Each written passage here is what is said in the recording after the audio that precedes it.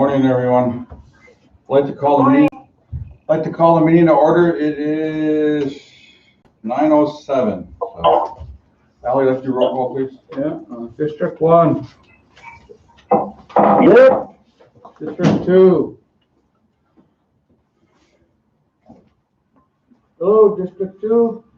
District 2. District 2. Yeah, District 3. Here. Yeah, I'm here, Mr. Chair. We have a quorum. We good?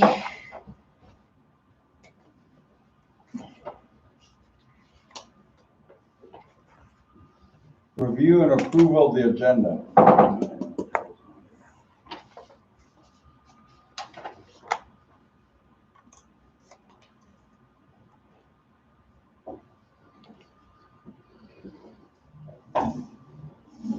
Anybody have anything to add?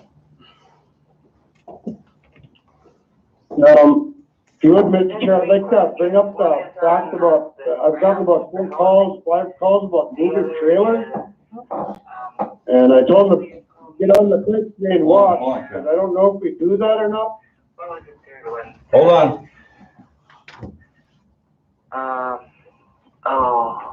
Well, so far 2.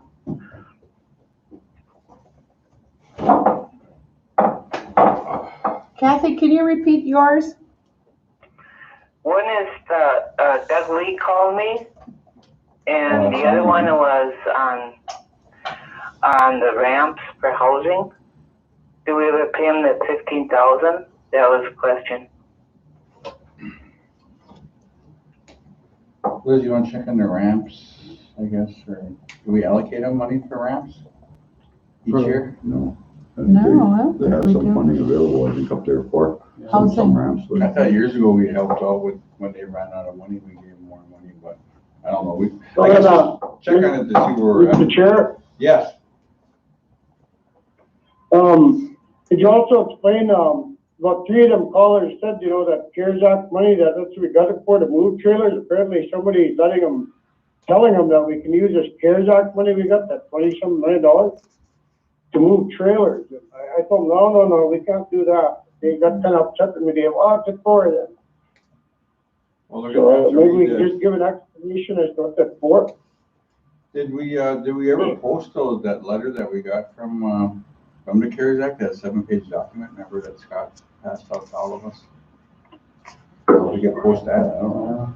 No, tell them we'll put something on the internet that what we can and can't, and we're still trying to figure out what I know we're working with, Al's working with a group that, continuity of government, I think, on some of that money and how we're going to disperse that and to our programs and to our areas where it's most needed, so. we don't have nothing to move trailer out anyway. That's what I tried to tell them, but that, they were saying that this CARES Act money was doing that.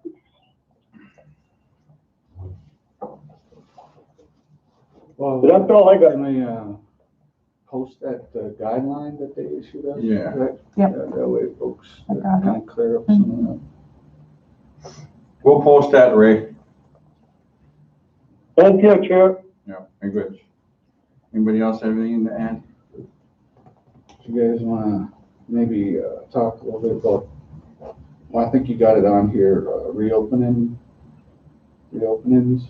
for RBC and. Yeah, it's an executive session, HR employee recall. Was that is? I'm sure that's what that is. Yeah. That's the RBC side. RBC side. Yeah. Okay. You guys at all wanna entertain a discussion on the casino? Sure. Like pertaining to, Well, I was thinking, we've been getting a lot of concerned calls from elders on when exactly is the opening date. So, because I know you guys had stated the last time that is based upon conditions that date may change. And so, and that's just what I've been telling them, is that, the date may change. And so, like the way I'm just seeking clarity, a lot of elders are seeking clarity is, is it actually, are we just getting the casino ready? You know what I mean? Like get it ready for opening, by the 18th, no matter what, and then, but actual opening to let customers in and all that, because that date may change, based on what you guys are thinking. That's what we put in the motion, when we all motioned on that we could, Well, we do it with that last time, Because- and we decided on June 19th, and we move it back. You know, and a lot of people are confused on that. We move it back if it wasn't ready, and Chris would approach the emergency team, and we'd go from there. well, what I've been seeing and hearing is like, we're gonna be the last one to open on June 19th. Leech Lake is open on the 15th. Black Bear is open on the 15th. Everything is gonna be before the 5th, or before us. So we're actually gonna be the last casino in Minnesota probably to open the doors to the public. So, and remember, we're going into, I had a call too from elders, and I mentioned to them that we're opening in phases. We're only gonna have a third of our machines, a third of our employees, you know, so that's all I said out there is like, we have to get our economy back into motion again. And if we're the last res to open up, I was like, you know, we're gonna, of course, we have great EOC. We had Dr. Gardner, we had the EOC staff talking about that time, but then we put in our motion that if there's spikes or if there's, you know, health conditions that could possibly move it back, because there's so many components there that when we look at that, is like, if we designate the 18th and 19th, 18th for the Star and Sky players and 19th for general public, is we have employees that are coming back to work now, 2 weeks, because they have to get trained for at least 2 weeks. So there's lots of training going on before our opening. And, you know, being on the daily calls with Kevin out of Upper Sioux and listening to his stories and listening to what they can't, and I know Scott and Steve have been on some of the calls of some of the, how do you say it, some of the factors that kind of like safety concerns that they had when they had the opening and what they've done. So like last night I talked to a tribal member from Minneapolis, and she wasn't too happy with the way Mystic Lake handled some of their cleaning and some of their safety concerns. And I was like, well, each casino is different. You know, it's more of the urban, the mega casino, and, you know, our casino's up north. And I was like, we're only going to have a third of the machines. I know Mystic turned all their machines on. They just put out half the chairs. So everybody's doing different types of openings. And I think with our opening, a soft opening, with just a third of our machines, and that's what when I talked to, I got an email from Scott yesterday. He's like, they want to invite us up there to look at how the machines are set up. So they fit all of things what EOC recommended to us, how we should open up at first. So it's only like 300 and like, what is it, 12 machines opening? Yeah. So it's very minimal, you know, and I think if we can just kickstart our economy again to get some of our employees back to work and get us kind of back, because I know listening to Kurt from Deed on the phone a couple days ago, he was talking about Monoma County as one of the most disparities, one of the biggest hits for unemployment is Monoma County. So he mentioned that on the phone call with the governor's call. So we talked about our areas of where we have to get our people back to work. So I think, I mean, as of today, I mean, I hope council, you know, that we keep our plan unless there's something major coming that's going to spike everything, and we do have to push back, and we could do that. We could do a week or 2 weeks, but we have to remember that our time now is we're investing back into our gaming now through training to open up on the 18th and 19th. So if we pull back and keep pulling back, then we're going to be paying employees and possibly putting them back on the unemployment line. So it's important. I mean, those are things that we could talk about later on, and if somebody wants to, you know, bring it up, and we could talk about it as executive session. But I hopefully that our council stands behind our date, because we are the last casino to open in Minnesota. So, well, I talked to Farron the other night, and he said they're not going to open up until sometime after the 15th. Okay. So, well, that's what you kind of mentioned in the meeting a couple of days ago in the Travel Nations, that he was asking us what Red Lake and Leech Lake and us is like. He said, well, they're looking at the 15th. So I guess that's my bad on that one. So, but we're all kind of in that same boat. Mr. Chair, What about somebody's employees? Holy, what is that? What about somebody's employees now? Some of them said, they fear going back to work. Are they gonna be recalled back to work? And then, if they turn it down, are they gonna be cut off their unemployment? Some of them are worried about that. I know I talked to a few the other day there, and that's what they were saying. Do we have to go back to work, or how are they gonna protect us? Well, I mean, those are good questions, Ray, and that's thing that we all have to consider that, because COVID, like we voted on last week, is COVID's gonna be here. COVID's not going away. 3 months from today, it's still be sitting here. Or are we still gonna be sitting in the same place? So as a tribe, I mean, I guess as all of us is. How do we plan for this? And that's the reason why we have our EOC. That's the reason why we have our directors and managers and our how do you say it? Our advisors. That's what I'm saying, to advise us on what we should do. So, but yeah, I mean, those are good questions, and that's a human resources question. I think those are things that we as council we can look at. I know we're only going to use a third of the employees, and I know. Talking to the casino employees, that some of them are pretty happy going back to work. So there's actually a lot that are happy going back to work. So are being recalled back, because, like you said, that uncertainty of unemployment only lasts 10 months. I don't know. I think the next 10 to 14 days are gonna tell the story. Yeah. How this goes really. Didn't we go to Red Lake last night or yesterday? So. Red Lake opened yesterday, so. Well, yeah, I mean, what all I'm hearing is from elders is that they're saying that they know elders are going to be, they're the prime market that goes to those casinos, and so what they're saying is like, they understand we have these safety things inserted, and they want to make sure that all the safety's happening. But at the same time, they were saying that, you guys they understand we can get the casino ready, and we have to get it ready, right? That has to happen. But as far as, they were telling me last night, they said, if you could just ask the council if they'd be willing to at least just make that opening, the actual opening,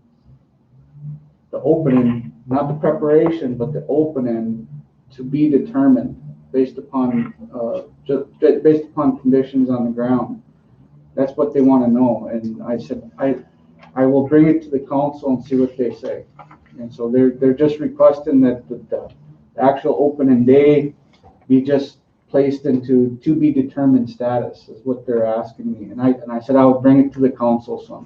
Well, that's more or less what we agreed to on last week. We agreed to a opening, but with those dates could change too. Yeah. Well, guys, you got to remember, our casino is we don't force no one to go there, and then that's what I say is I know we're going to have limited transportation. We're going to have limited, everything's kind of just, we're starting to squeak again because we're starting to move forward. And I think this is where I think we have to put on our business hats, and I think that we have to make business decisions, and that's where we have to listen to our advisors, and it's important that of course I care for our elders. They're amongst the, that we have to have the best safety practices, but we also have to remember that we're a business, and our elders are never forced to go to that casino. And we have to, have the best safety practices, which I believe we do have. I mean, when they come in our casino, they're going to have temperatures. We have the test already in hand in the event center. They're going to have to mask up. I mean, if you read the safety protocols that's posted on shootingstar.com, it's like everything's there. I mean, if you look at Mystic Lake this last week, they had the 2 biggest days ever of how do you say it? Their money, biggest drops. So I mean, so what we have to look at what we're going to do for our band members, and what we're going to do for our programs and our people is, how are we gonna do, if we push back, if we keep pushing back, we're gonna have to, it's just like, I don't know. I mean, I'm still in favor of opening up on the 18th and 19th, so, I mean, we could talk about it but yeah, so. Miigwech, Kathy, Ray, you guys wanna chime in? It's gonna be everyone's choice, so, I mean, everyone's. Well, everyone's vote, but it is the same as last time. You know, you can get ready, and they already moved some of the machines out. I believe that we should leave it up to what we said before. That, you know, the doctors and what do they have? Dr. Gardner and the emergency team should take we got more deaths in this last week in the state of Minnesota. And you don't know where these people are coming from and all that. I think we should leave it like it is. I don't think we should open because everyone else is. Even though we are, you know, taking a loss, a big loss. So you're in favor of leaving it closed? Till we didn't we set a date on the 19th? Yep. Last time? Yes. Didn't we? Yes, we did. I still stay in that. It was a few weeks. 20 days. Yeah, it's 20 days away, 3 weeks.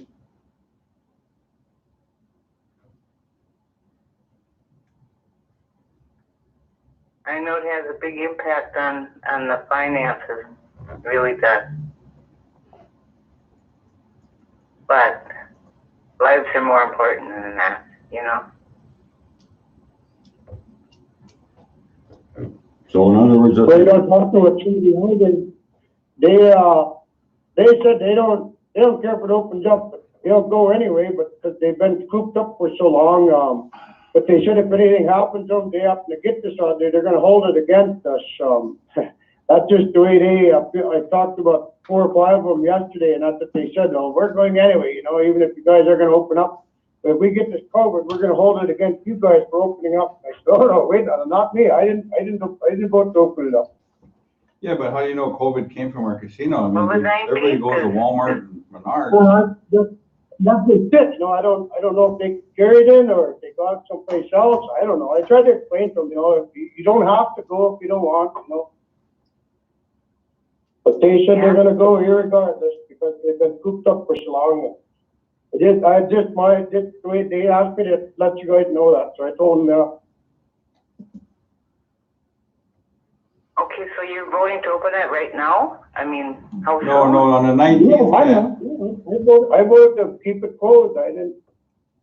So did I. Till the And my 19th. vote's. Yeah, we're closed till the 18th for Sky and Star, and then 19th for the general public. So There you go. that's what's scheduled. Yeah, and I agree with it. We are getting more deaths in the state of Minnesota. I mean, what I heard last week was that this thing's supposed to be peaking end of June, early July.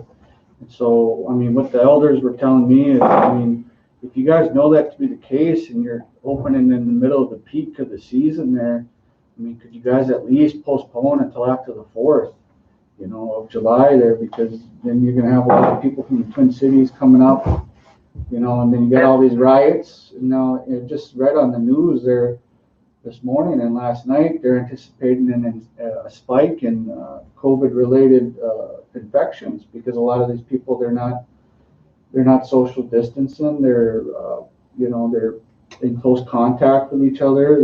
They're huddled together, and and who's to say that some of those folks won't make their way up here, and they'll end up in our gaming facility, and and then from there it spreads, and so that's what was told to me is, I mean, would you guys at least consider wait until after the 4th of July weekend, because that's what the concern was brought up, and so I said I would bring it to you guys.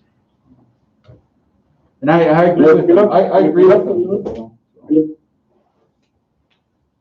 And if you look at North Dakota, their numbers are rocking pretty good over there.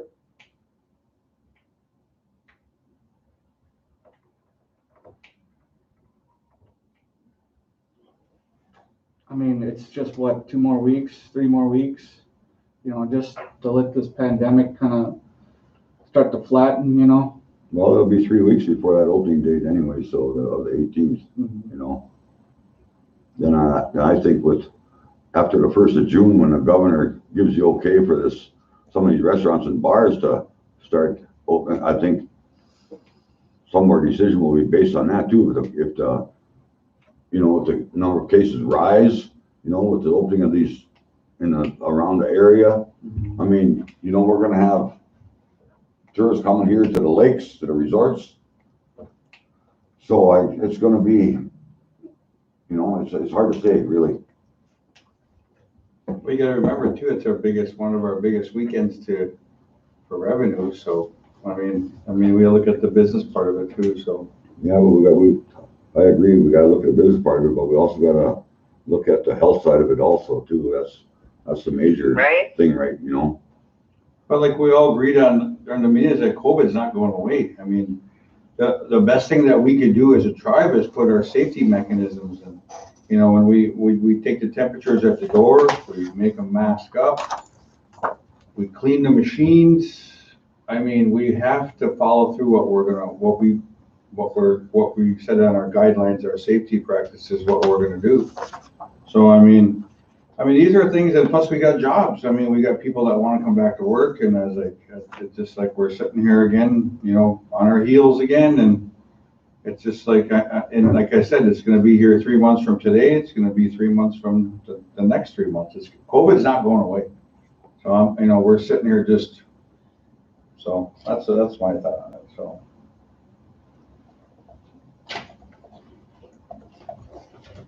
Well, I think we need to take it into consideration at our next meeting or two that we are gonna have to set back the dates if needed. Yeah, we'll look at the numbers and look at EOC, see what they have to say, and you know, if they recommend that we wait a week or two, then we could, because we have to give at least our gaming operations at least an advance notice before they recall back these employees. So we have to. They've been calling them back. Because if we call them back, then they're end up idle for, you know, months. Then we're end up paying them when we don't have the money to pay them because we're not generating nothing. So this is what it boils down to, is like we gotta. I know we're trying to be fiscally responsible, but I mean we have. And the other hand is like we're trying to be as best safety practices we can too. So. Well, some of the other thing that was brought up to me last night from some of the families is that these.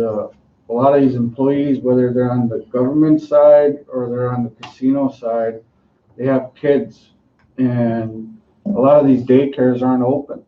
And so, I mean, what are we going to do to take care of these families and these kids? You know, these single moms and dads, you know, they're going to have to go home, you know, or they're going to have a choice, you know, either I go to work, and if I don't go to work, am I going to be, you know, fired? You know, is that what's going to happen? You know, I just read something there last night, some gal out in a casino in another state, she was a blackjack dealer, and she wanted to wear a face mask to cover her eyes, and, you know, their tribal council fired her because they wouldn't let her wear that mask for her eyes, you know. And so, you know, I'm just concerned about the employees, you know. You know, there's some daycare, you know, that's not, I don't know if that's been thought through, if that's been taken care of. That's a good question. That's, you know, that could pose some problems for sure. Oh, yeah. I mean, we want to take care of those parents, those single moms, you know. And I don't know if those guys thought about that. And so that's what I'm concerned about. Yeah, we'll bring it back next week, guys. Huh? How about that? See where we're at. Let us follow up with daycare, follow up with what gaming's planning for their For the casino employees. side? For their gaming employees. When is the next meeting? I think we're supposed to have a gaming commission on the 5th or 6th of June. Is that what it is, Maria? On the 5th? Okay. And a lot of them are concerned on the government side because they're saying, well, if I have to go back to work and I don't have any daycare, what am I supposed to do? if I'm forced to go to work. And I didn't know what to tell him. I said, I'd bring it to you guys, see what can be done, you know? And even for these guys on this recall list here, now who's to say these guys here, these 58 souls, are they gonna have daycare? Are they gonna have any of that, you know, ready for them? You know, are we gonna accommodate them, you know? I could tell you, my daughter's on there. Her daycare's closed. And that's what she keeps asking me is, am I gonna get called back? And what am I gonna do with Yaya? You know? Yeah. So you know, can they work from home? And then another thing that was brought up to me is people want hazard pay, you know, and, you know, if they're gonna be recalled, you know, should they be getting hazard pay? And I know we brought that up many times, you know, and we're taking a look at that. And I just, there's a lot of confusion and fear out there, but I think we can get through it, Mr. Chair. I think you have the right direction and right leadership. You know, I just bring these concerns to you. Well, the daycare, that does pose a problem, or I could see also, you know. We checking that list. Mhm. Like I said earlier, guys, is like COVID's not going away, and you know we have to have a good plan to set out for our employees, and Nicole is working hard. Our directors are working hard, but we have to somehow get our kick, and that's what our government's doing right now. They're trying to kickstart the economy, even though COVIDs are spiking in many states, but they know that we have to keep going because otherwise we're gonna have a big chaotic situation. How many casinos are open? Mille Lacs, they just opened too, don't they? No, they haven't opened yet, no. Melanie sent something, but I forgot what day she said.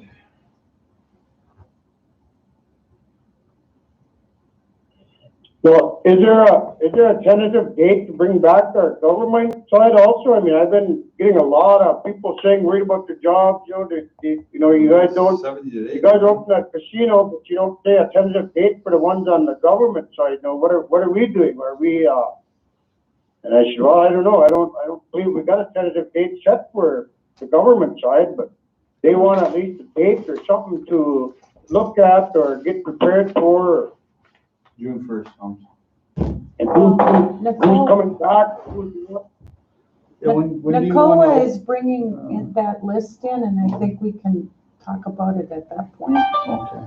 In the executive session, only because there's names and everything on it. Yeah. But Yeah, because I'm getting a lot of questions, you know, they said, well, when's the chairman want to open tribe back up? I said, I don't know. Well, we're following the governor right now. That's what our council's doing. We're kind of following the state standard right now. We keep everything closed, but eventually, I guess, when he declares on the first, or what he's gonna do next is what we're gonna do, I guess, as a council, so.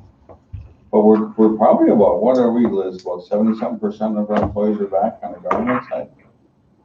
70%? Oh, how many, Not 70%. well, how many do we have? We probably have about 400, I'd say, that are working either on site or remotely. All right. But we're slowly migrating back with this list too, so. But hopefully we'll have a bigger plan, a bigger picture here soon, so. All right, guys. Thank you, all right, approve, a motion to approve the agenda. Motion by Alan, second. Second. What was that motion for? To approve the agenda. Oh, to approve the agenda, yeah. Okay. Yes. All in favor? Right. Motion carries. All right. Review and approval of the meeting minutes, 4/24/20. I just got one correction here, Mr. Chair.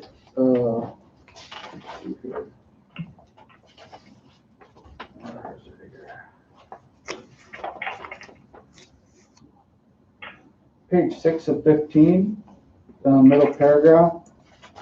Alan commented on request made in January for shooting star to provide public presentation. Skip ahead. In Alan's absence, the document was brought forward, called meeting, requested to stand by and reassess. It's reassess. Not the word, not reaccess, it's reassess. That's the only change I request.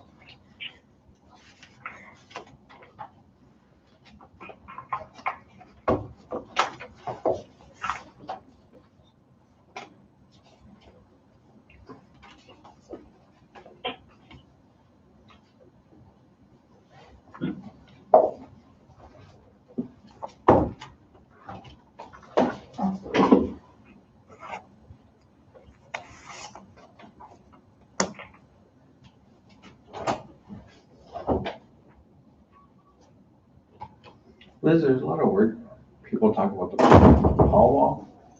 Any word from has the powwow committee been on meeting? No, actually, I've got, that was one of Dana's questions on the powwow committee is Okay. if they have, if we determined if we were canceling or postponing. I had Gary run it again as just postponed for Okay, now, good. and then we can just reassess as.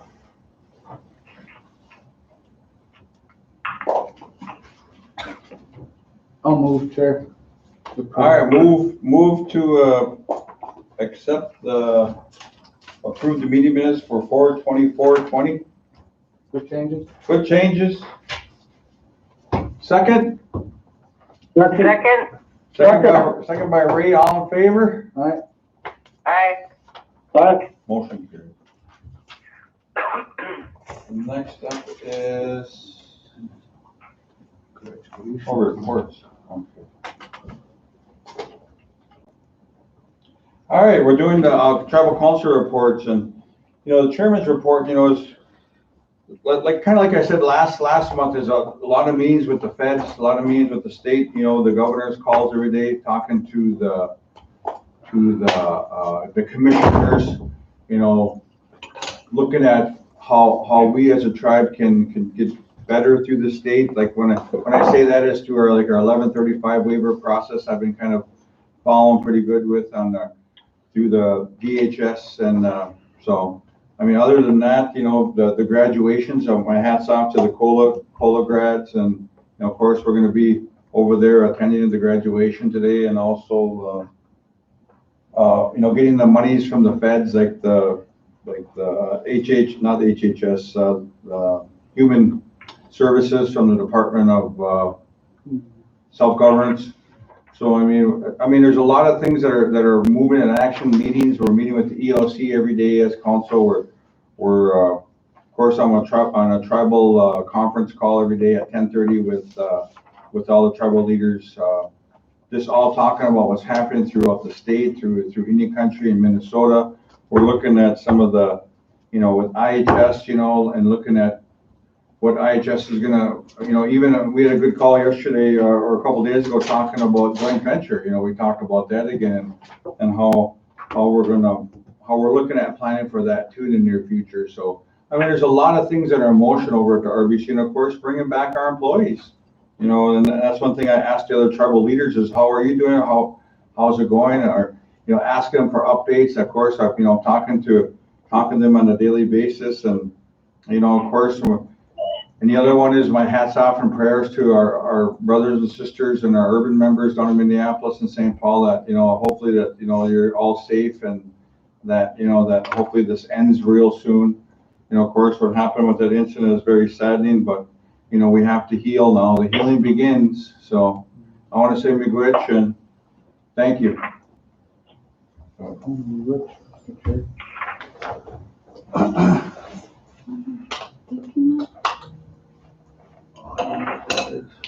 That's not that CARES Act, right? Scott has it, yeah. Okay, thank you, Mr. Chair. I'll just get started here. For the folks watching at home and to the RBC, thank you for the opportunity to present my report here, Secretary Treasurer. It has been uploaded to the website for those that are interested in having a copy. Several sections in this report. It's over 240 pages long, but I'll just kind of highlight the areas here. On page 4, at the last quarter, we did issue the Secretary Treasurer report with the finances. That is also uploaded to the website. That was done on April 24th. For special revenue funds, Behavioral Health Division was also discussed last month. Now for the CARES Act, I have included a section in here regarding the fund and utilization plan, because we do have to use those funds, as the chairman had stated, for its intended purposes. Right now, the team is proposing that they're going to come back with a budget and a plan on or around June 16th for the RBC to consider. It will include a budget and list of proposed expenditures to address the COVID-19 pandemic, and is being developed in consultation with the Tribal Council, the Emergency Operations Center, and departments. I have included a section here on COVID funds executive summary as of May 5th. Funds associated with COVID that White Earth Nation has received equal $26.6 million. Sources of these funds include NAHASDA, Tribal Nations Grant, Minnesota Department of Health, Tribal C3 CARES Act, Northwest Minnesota Foundation, West Central Initiative, Northwest Regional Sustainment, Landon, the USDOT, OEO Response, Head and Home Alliance, CDC, CARES Act from Congress and the Office of Self-Governance. Now the CARES Act accounts for 20.6 million. Self-governance, COVID-related covers 2.4 million. Again, these funds have to be used for their intended purposes, and we have requested that you guys post the guidelines that has been issued to the tribe on the website.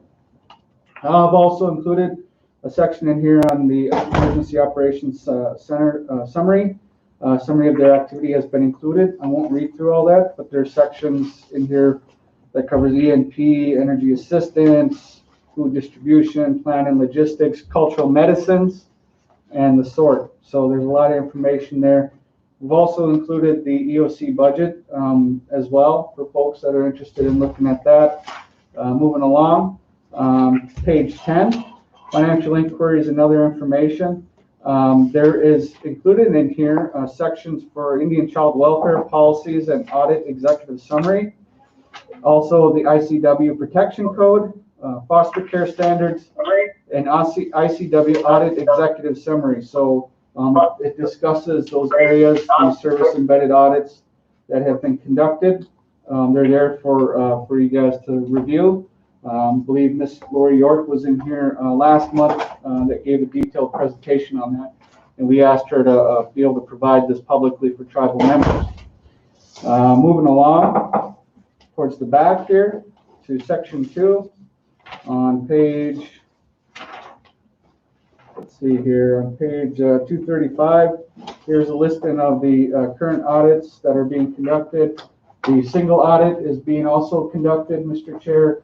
And I've been told by the CFO that should be available by the end of June for you guys to take a look at. They have not found any discrepancies at this point. Also included in here is the audit executive summary that was also approved last month. For that completes that. Also, I did want to follow up with Ms. St. Clair and the administration related to youth and elder fund guidelines. A request had come forward last month from one of the community councils. I want to make sure that they got that guideline. They haven't got it. I'm just requesting that the administration issue those youth and elder fund guidelines to each community council and post it on our website. Of note, on November 26, 2019, in the Secretary Treasurer report, page 18 through 21, the summary of the funds available are listed, and that's also on the website right now. Page 18 through 21 also has a copy of the application and the guidelines on it. But I'm just asking you guys send them the proper document so they all have it for those community councils that are interested. And I do want to congratulate the graduating folks here today, Circle of Life, and all our other students. I want to tell our community members out at home, please be safe. We are in this together, and thank you. Be good, Mr. Chair. Oh, be good. District 1, report. Well, good morning, everybody. I'd just like to say I hope everybody enjoyed their Memorial Day weekend and be safe. Paul right now is still on postponement. I don't know when or if we will be able to get that in, but it's something we're still looking at. And I do still did walk. We had quite a few that walked on Memorial Day. I thought that was pretty neat of them. Otherwise, it's been pretty good. Things are going good. As far as I know, I'm getting a few complaints on just a certain guy who walks around our village here all the time, and he's been in trouble in Bagley for keeping Tom and whatnot, took him away from our homeless shelter. And so I'd just like to say, if you're having any problems with him, please call the sheriff's department. Maybe we can get him help. Otherwise, no, that's good, Mr. Chair, thank you. Thank you, Ray. Kathy, District 2? District 2, I think the number one question is when are we going back to work? I said, well, we gotta meet a full council, but yet we're increasing our numbers that are catching it and catching the virus. So that's number one. And number two is can we start moving in? And I said, no, wait until you were told to do so. You know, I do feel that the managers and the directors should have an input on that. You know, but I know a lot of them want to come back and start working, but I do believe it is rather soon. That's the number one complaint is this virus. And the second is I'm worried about the homeless, you know, and that's up in Bagley. There's a lot of complaints. So we should look into that. But right now, I want everyone to be you know, safe. Where in the here I do, if I have to go to the store or whatever, nobody wears a mask, and I'm going, oh my God, you know. Other than that, in a stuck point is where we're at. You know, we're doing as hard as we can. You know, we'd love to open up. We'd love for everyone to come back. You know, but your life is more important than that, you know. That's about the number one concern. Graduation was a hit, you know, for considering, you know. I'm pretty glad about that. And Memorial Day was,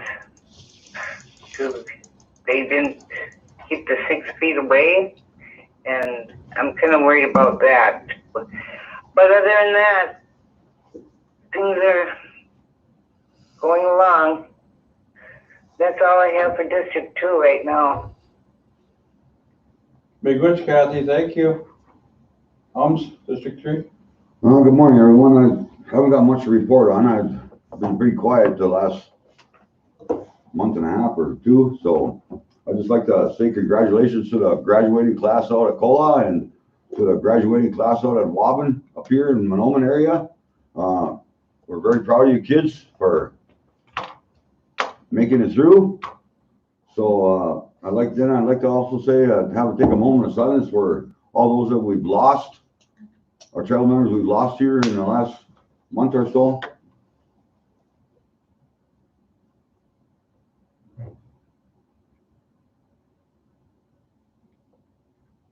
I'd also like to say thank you and a big thank you to the cleanup crew for the community cleanups that they've been having. That's a good thing.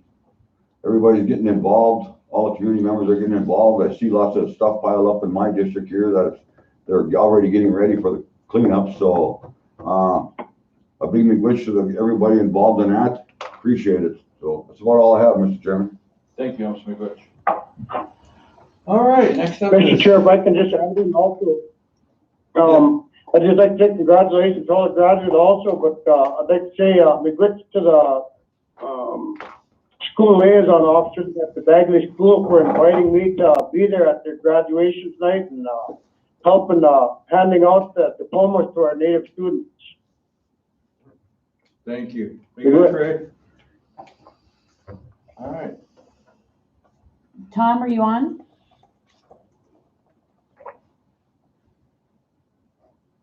Did you get hold of Dan Price yet? Sorry, I was muted, I'm on. Oh, okay. Tom is on. Okay. You got the floor, Tom. Economic development. Okay. Sounds good. Thank you for having me this morning. I also have Mike Triplett on the line and Veronica Newcomer and Adam Wolter may also be on the line. They make up our internal hemp board, so they may be providing some feedback throughout the hemp discussion. So first things first, the first draft of the White Earth Hemp Business Plan was submitted this morning. This came to fruition based on conversations and input from not only the wider hemp board, but also from our consultant, Richard Talbot from Red Crow Hemp. Just going to go through just a brief overview of it. Don't want to get into the entire document because it contains a lot of information. But at the end of the day, the ultimate goal of the hemp business plan is to create and build a profitable hemp farm for Whitehurst and its members. Presently, hemp is a viable and economically feasible business venture. And for us specifically, it's mainly due to our access to our land, our nutrient-rich soils. We get adequate rainfall. Now is also a good time to get started in the hemp business. The reason behind this is there is a shortage right now of hemp and also mainly high CPG hemp. And this is basically due to the high current market demand. There's been a lot of ventures by less experienced farmers that have failed, which is why we felt it's pivotal to team up with someone such as Richard Talbot with Red Crow Hemp. And also the global pandemic is leading to demand because there's decreased. The global pandemic has decreased the overall number of hemp farmers. So the pandemic is, it's a scary thing, it's a crazy thing, but it also leads to potential opportunities, and one of those is hemp. Some of the long-term potential we're looking at with this business plan, and again, this is down the road. This isn't really near future stuff. This is down the road, but some potential is there. One of them is a plant propagation facility. This would allow us to create our own plants through the plant cloning process for our own use and also to sell to the outside market. A hemp drying and processing facility. This would allow us to harvest, dry, and process our own hemp biomass for packaging and shipping. An extraction lab facility. This would allow Whitehurst to produce their own cannabinoids on site, and this would also result in higher overall profit for us to produce our own on site. And then the last thing is just product manufacturing. The opportunity to create our own packaging and distribution facilities for Whitehurst branded CBD and CBG hemp-based products, and this would be for retail distribution. Kind of looking at the short term, which is kind of all we're here today, mainly the 2020 growth season.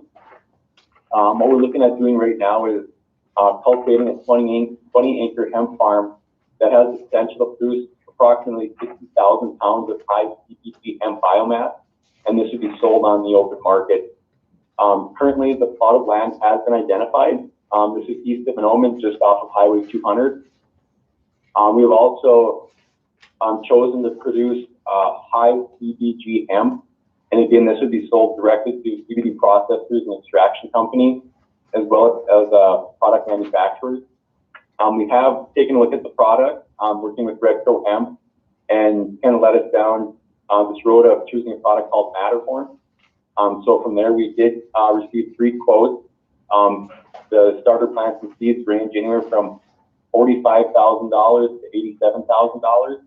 So just kind of a variety of different options, and working with Red Crow Hemp is actually advising the low end, the $45,000 starter plants, simply because it's the best product out of all of them. So just kind of looking at the 2020 growth season budget, it's kind of broken down into 2 different sections. The first of these was the planting budget, and within this budget, we'll be looking at things such as, the seeds and the starter plants, the site prep and plowing, necessary equipment, the insert consultant fees, and also budgeted for 4 full-time laborers at roughly $15 an hour. So our planting startup budget is roughly $114,000 for this year. Then on the other side of that, we're looking at our harvest budget. That's a little bit lower than the harvest or the planting budget at roughly $53,000. Within that budget, that includes 4 weeks labor, storage materials and equipment, transportation, and also just an incidental budget built in for contingencies. And then for both the planting and the harvest budget, there's some wiggle room there. There are some needs and there's some wants that can be modified. Things that are specifically in like the planting budget, not necessary, but it's built in there. Some money for fencing, some money for security cameras and things like that. So just some things that we can take a look at in more detail to potentially, modify that budget if needed. And then just a quick look at the projected income statement. In a perfect world, if everything goes right, you know, our 20-acre plot of land could produce up to 60,000 pounds of hemp biomass. And currently projections range anywhere from $100 a pound to $250 a pound when sold. So we could be looking at, on the low end, again, if everything goes perfect, you know, roughly $6 million in revenues. Subtract your cost of goods sold at roughly $45,000, minus approximately $200,000 in operating expenses, and you're looking at a potential earnings of around $5.7 million for the 20-acre hemp farm that we're looking at for this season. That's kind of the brief overview of the first document submitted for the White Earth Hemp business plan. Again, there's a lot more detail in there regarding, you know, market research and things like that, which, you know, would take us all day to go through. So we'll just kind of leave it at that. I'll kind of turn over to my one forward if they're on right now, if they have anything to add to that.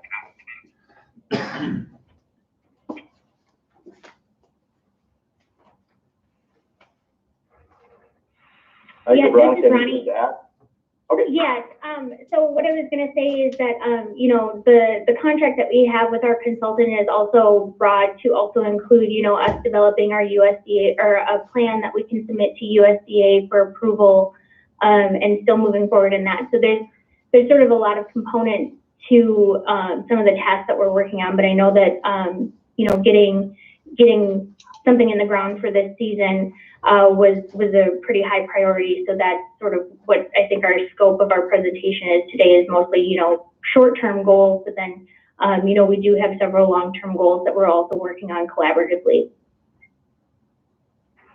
Yes, presently we'd be working off of Richard Tallbear's Minnesota license or permit, and he would also be working on getting our USDA one submitted this year as well, and then piggyback off that state one.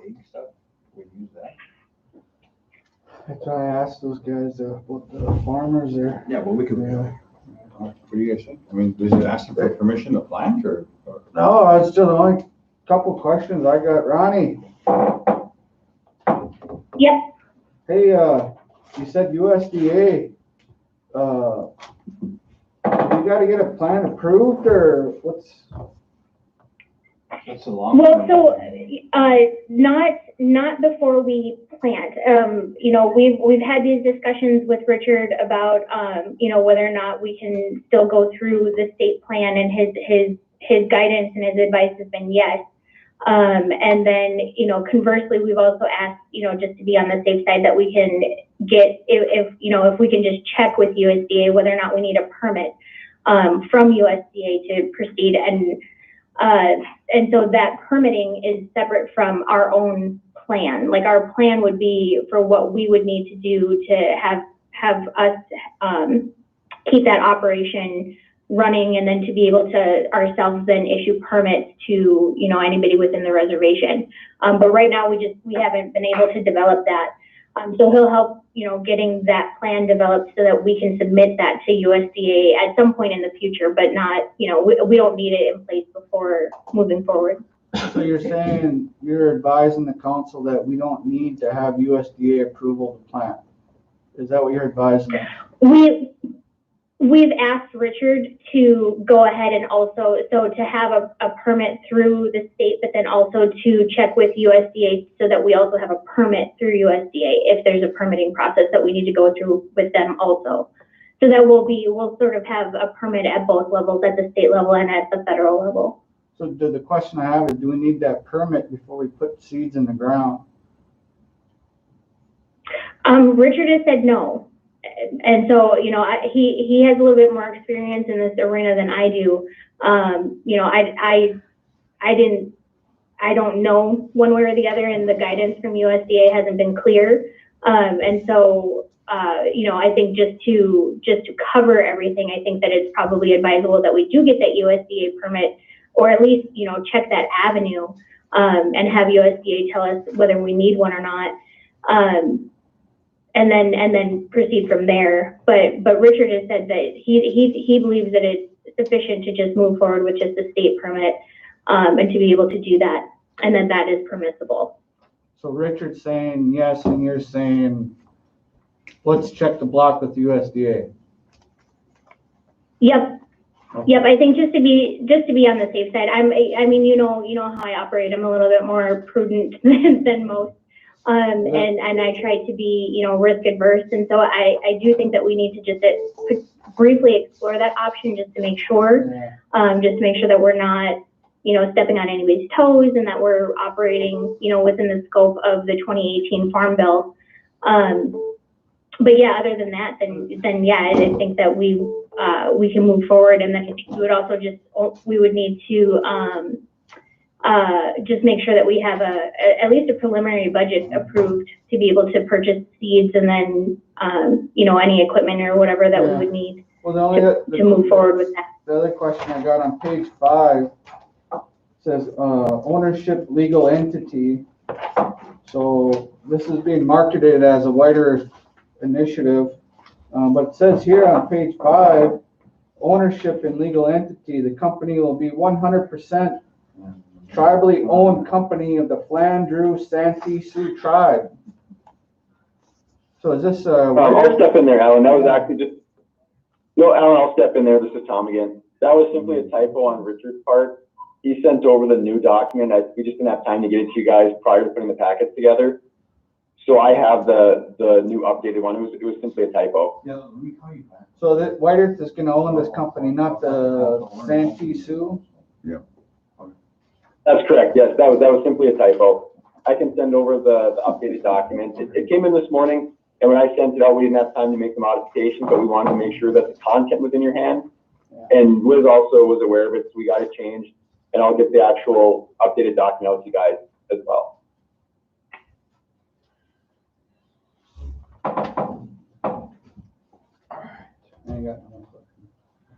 All right, well, what's the? So what are we looking at? Trying to get a budget then? Is that what we want to okay a budget for this, or? I thought we approved it, didn't we, Liz?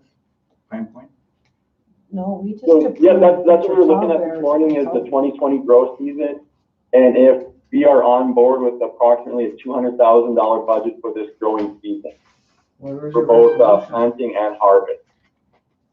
You guys got a resolution to approve the budget? Yeah. I mean, that's the only thing I need is just a resolution to approve this thing. I mean, you can call me on Monday if you want. Okay.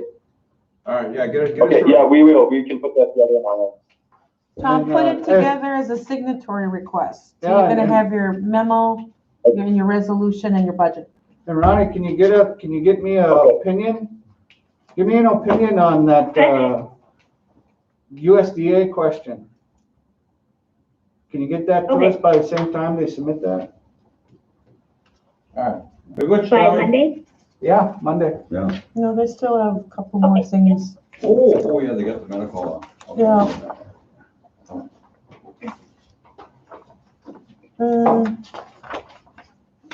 Are you still on, Tom?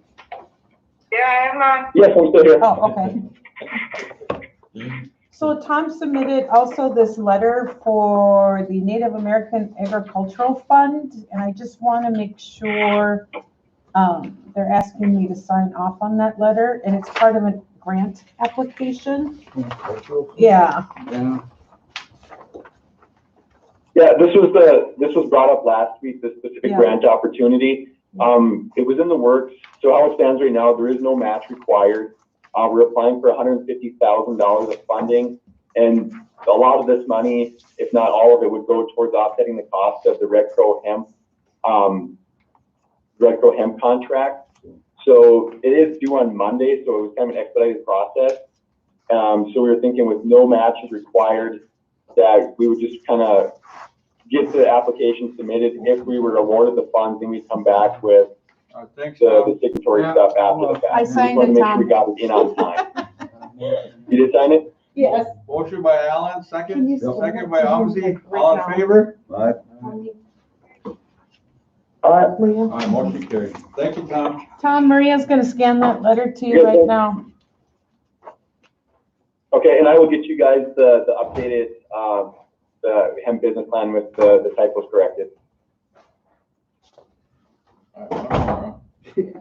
And then you have the medical marijuana referendum. Good. Veronica, are you still on? Yes, I am. Okay, I'll let Veronica take the lead on this one. Okay, so that one I did draft up the medical marijuana referendum, and I sent that out yesterday. And so I hope that the council has had a chance to review it. And I drafted it up pursuant to the referendum ordinance that was passed in 2017. And so the resolution for the referendum does make mention of the different provisions of the ordinance. And so really the main part that the council should be looking at is to make sure that the wording of the question is correct. And basically the format of that is sort of how it should stay. And then to establish a date that we want eligible white earth voters to be able to consider this.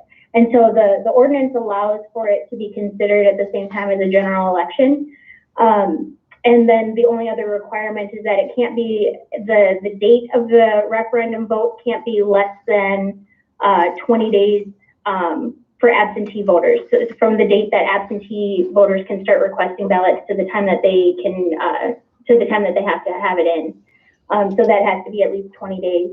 And so I think if the council wants to consider putting it on for referendum for the August date to coincide with our general election, I think that would be appropriate. And then we could just be in contact with our balloting company to get additional ballots, or not, it would either be like an insert that would go with the ballot, or it could also be included on the ballot, is how if I remember correctly, what the scope of that was.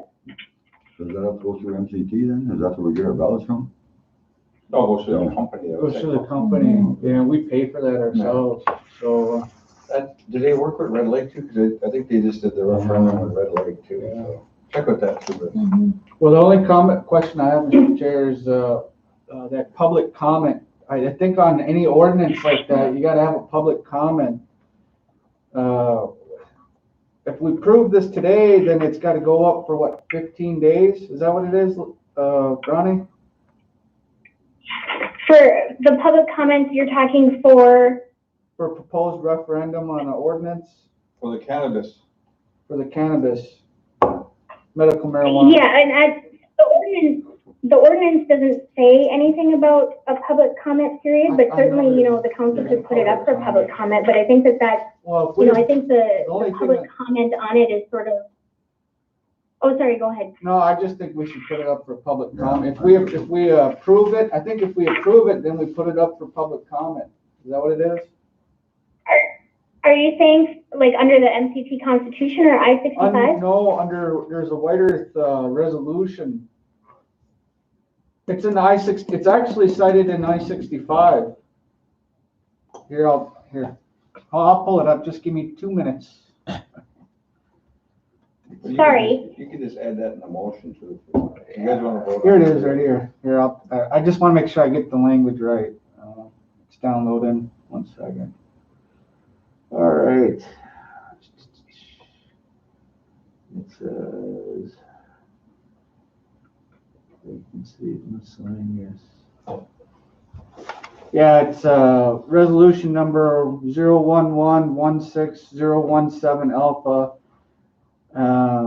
and publishes the revised for 15 days in order to solicit public comment and input from white earth band members before consideration.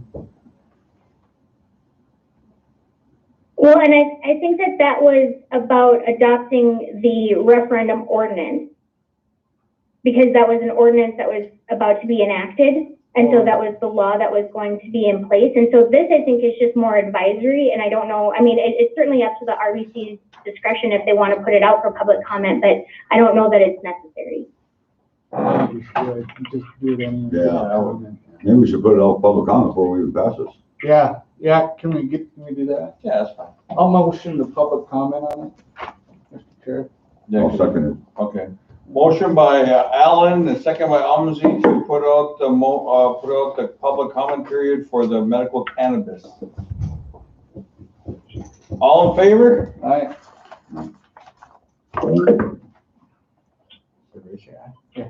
Okay, motion carries. All right. Is that it for those guys? Liz? Yep, All right. and then Dan is on the phone. Dan, you there? Yes, ma'am, I am here. Alright. Can you hear me? We can hear you. Hi, Dan. You're gonna give us Excellent. the IHS update, so thank you. Yeah, you got it. I'll be brief and then I'll just, I'll have, if you guys have any questions, I'll be happy to entertain them. Chairman, I did make the official request to IHS yesterday for the Abbott ID Now machines for the tribal side. Now, just to be clear, these machines are the point of care machines that you'd be able to test if there was an active viral load on a patient. I don't know how many are going to be distributed. HHS holds the contract with Abbott at this time, and they are distributing the machines and all the test supplies on a weekly allocation. However, they just came up with additional analyzers that they're going to send out for tribes. So I put in your request at the top of the list, and then there's a number of other tribes in the region that are asking for them. But you were at the top of the priority to put the analyzer there on the tribal side, since you were the first to formally ask the area office. And so as soon as I get confirmation that those are going to come through one way or the other, I'll pass that information down. As for the voluntary disclosure that we discussed earlier this week, I have passed that on to the Office of General Counsel out of Region 5. Those are the offices that are out of Chicago. They are our main consultation when we're doing anything legal. So I anticipate that they'll get back to us in a timely manner. Recently, our turnaround has just been a matter of weeks as we go through and if there's any additional questions. And I appreciate that we have a point of contact with Miss Newcomer. So if anything comes up, we'll be happy to engage her and then go back and forth. But as discussed on the call on Wednesday, I don't see anything real punitive coming out of this, just from my cursory view of it. I appreciate the self-disclosure, and we will make sure that we come to a conclusion on this. And then the last main update I have, and then I'll just open it up for any questions, is the new CEO. I spoke with her yesterday. Her name is Maria Clark for the health center. She has already made the move up to Detroit Lake, so she is in town. I plan on bringing her up to the health center sometime next week, and my plan is to drive down there maybe on Wednesday. I'm going to introduce her to Laura and just kind of get her oriented on what she's coming into. This is a very unique situation to be coming into in the middle of a pandemic. We see a lot of businesses opening up around us, but we still got to remain vigilant on the healthcare side of it, because we do not know what the summer is going to look like or the fall as we move in and out of these COVID pockets. We also have the main construction project that's going on at White Earth. So she's got a lot that she's coming into, but the nice thing is that she has a lot of background on both the tribal side and the IHS side. So she's not a novice at this, so she'll be able to hit the ground running. It'll just take some time to get to know who her points of contacts are, and then get comfortable with her staff. And then once we get to a little more normalized position, or we have the opportunity, I would encourage anyone from the council to stop by the health center, introduce yourself to the new CEO. She's very personable, and I look forward to getting her into place a week from Monday. So it'll be, what is that, June the 8th will be her official first day on site coming in June. Those are the majority of the updates I have. Are there any questions that you have for me? Pretty good, Dan, for the update. Council, do you have any questions for Dan?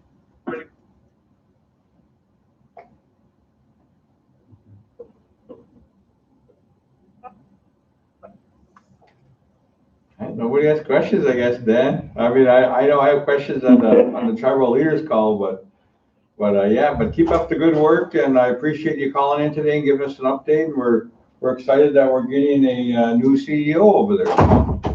A lot of construction going on. If you guys need anything from me, you have my cell phone and my email address.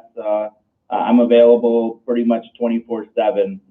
So just let me know what you need, and I'm happy to help you wherever I can. Miigwech, Dan. Thank you. You got it. Have a great day. Take care. Is Dennis gonna call in at all, Liz, or no? No? Okay. I know Lorna sent a letter, didn't she? Did she? Yes. Okay. These guys are quarterly, the elders and the Yeah. community council, so we'll go down to new business, which is, what time is it? You guys want to take a break first? Or Well, we should probably get to it. We're gonna let that. Okay, yeah, we gotta get that up there, great, okay, It's great. 20 after 10. All right, Scott, go quick. Okay, so we put in a grant request to IBCG for 1.5 million. It is a competitive grant. We put it in for homeless. We have identified, we've made it vague. And, Could you stop? pardon me? Okay, we made it a little bit vague so that we can possibly buy a building if available. We could maybe build a building. We could maybe remodel something that we already have. And so we put it in there so that we have the most flexibility possible once we get it, so then we can make a better decision of whatever the council wants to do. And so there's no match requirement. It's in there, completed, and it's due by Monday, this coming Mondays. So we need a motion. Okay, motion by Alan, second. I thought we were. Second. Okay, second by Ray, all in favor? Right. Motion carries. I already voted on it. Well, you gave me permission to pursue it last Okay, week. good, okay. So once the meeting is over, I can get a copy of the resolution so I can forward it to Pat Pat. right now. Thank you, Scott. Thank you, guys. Good job, thank you. All right, I think signature request. Aim, do you have them? We'll get those before we go into executive session, and then we'll go through that fast. Get out of here. What are these them right here too? Or these for the? Yeah, she got the original there. So Christie is thinking of a gaming commission meeting the 9th, 10th, or 11th of June. Does that work? 9th is election day, so. Oh, it is. After that. 10th? 10th is Sometime after that, a yeah. Wednesday. Okay. I have two of them, one from Sam LaRue. This is for the Morning American signature for attached for EGMS. For cash draw, Heidi Mertens. Yeah.